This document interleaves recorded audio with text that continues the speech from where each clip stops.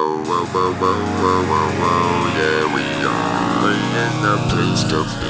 Yeah, yeah, yeah, yeah,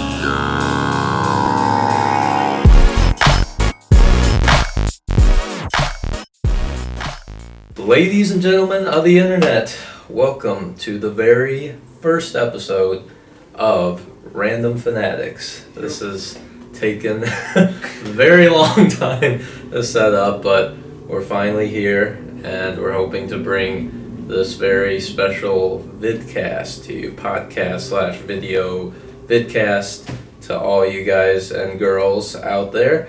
We're going to have two different shows. The first is going to be what we're doing right now, which is the sports show.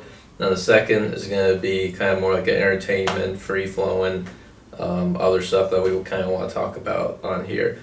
Today, we want to talk about for the sports show, the NFL draft that recently just happened. What we're basically going to do to kind of recap the draft, we're not going to go through each pick, like pick by pick, because that would take forever. Through each round, we're just going to kind of say, each of us are going to say like who we think were kind of a solid pick for a team, solid pickup for a team, and then we'll also say kind of who shouldn't have been picked in the spot maybe that they were picked, and we'll do that probably rounds 1 through 4 or 5, and then maybe towards the end we'll just give a couple of sleepers.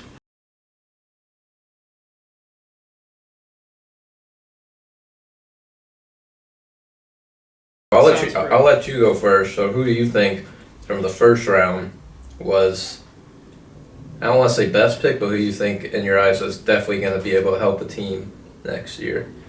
You know, the guy that I was looking at, well, first of all, this draft was like a major defensive draft. Yeah. Most of the guys that you saw picked high were definitely like defensive ends, defensive tackles. Yeah. It wasn't like a typical draft where you have some like stud like QB, you know, not to discredit Kyler Yeah, I was about to say. Murray or anything, but like I think that the huge pickup for a team in the first round is probably Haskins at 15. Oh, yeah. He slid all the way down to the 15th pick in the draft, and he was probably a top 5 pick.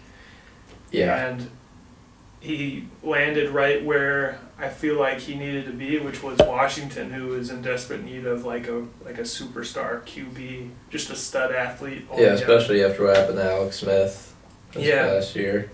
Yeah, so they really were in need of a quarterback, and they found him, and he seems to be embracing the Redskins. It'll be really cool to see how he pans out there, but I really think that a lot of teams might wind up kicking themselves in a year or two for having passed up on him, but I think that he might be one of the major steals there in the first round for Washington.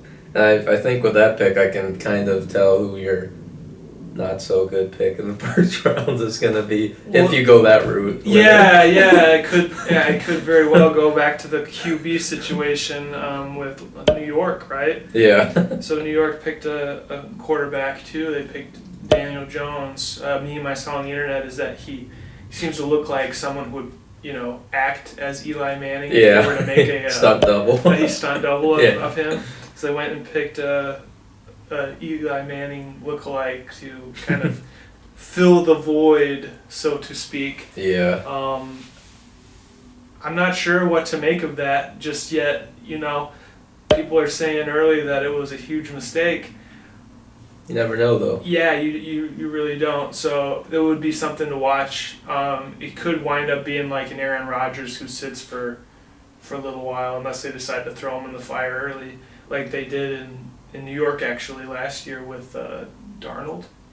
Yeah, the Jets. Yeah, they threw him in. Yeah, and the same with Josh Rosen. Yeah, Josh Rosen, and you have the tale of two cities there. One is probably there for the foreseeable future, and the other one got pulled and traded. Yeah. For a quarterback, so those are some interesting storylines. The guy I was gonna go with for kind of a steal in the first, or not really, I'm not gonna say steal because most of these guys are first round talents, but the guy who I think can really step in next year and help a team right away is Devin Bush from Michigan. I think him going to the Steelers was huge for them because not only do they need some depth at linebacker after Ryan Shazier and the in and outs they've had at that position, but Devin Bush from Michigan, as we've watched him a lot here, what he brings is that speed, sideline to sideline. He brings also toughness in the middle too, so you get the best of both worlds kind of. And I think he's a perfect fit for the system that they kind of run there in Pittsburgh. So I definitely think he's someone who can step in right away and kind of help them compete, especially in that division, which, I mean, even though it's gotten stronger, I still think in this day and age of NFL football, he's the prototypical kind of linebacker you want to have for the new styles on offense. The guy who I think that shouldn't have been picked as high as he did is kind of tough because I think he's going to be really good, but I think the Detroit Lions picking the TJ Hawkinson, the tight end, who's a really good tight end. I mean, he was all Big Ten, I think, and he was projected to be a first-round tight end anyway. And the Lions, yes, they could give Matthew Stafford some more weapons, I admit, but I think there's just so much defensive talent in this first round, especially the draft, that I felt like the Lions shouldn't have passed up on guys like Ed Oliver, Christian Wilkins from Clemson, even Rashawn Gary, even though people are calling him a bust. I still think guys like that could have really helped the Lions' defensive line. Yeah, you got to wonder about them, what their strategy is going forward. They signed a pretty big tight end over the offseason, and then they draft one.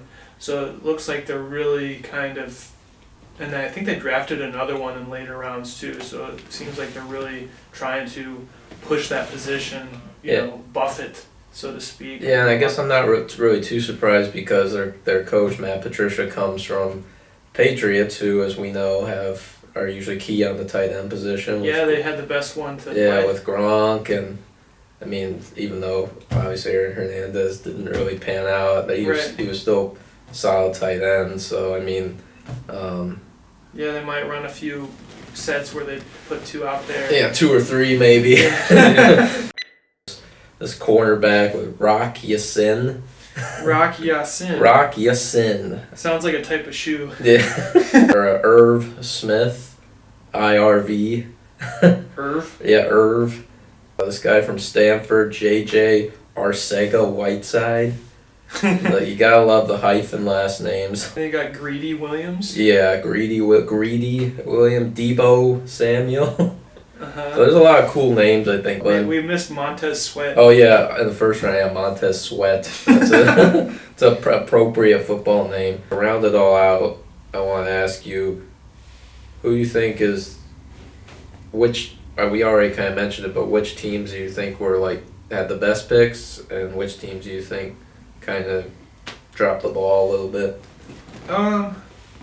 Like I said, I think some of the best picks went to teams like maybe Cleveland, and I really like the Redskins first round. Yeah. They really address like glaring needs there, and then Cleveland, I think, you know, they have a lot of what they already need, and they're just like, you know, the rich are getting richer, so to speak, for their team. Yeah, I don't know. Like I said, there's not tons of like huge names in this draft. I think there's a lot of really good defensive players, so it's kind of a safe draft for quite a few teams. You know, if you pick up somebody who's kind of an impact player on defense, it's going to up your game a lot. So all in all, the whole, you know, everybody got better to some extent.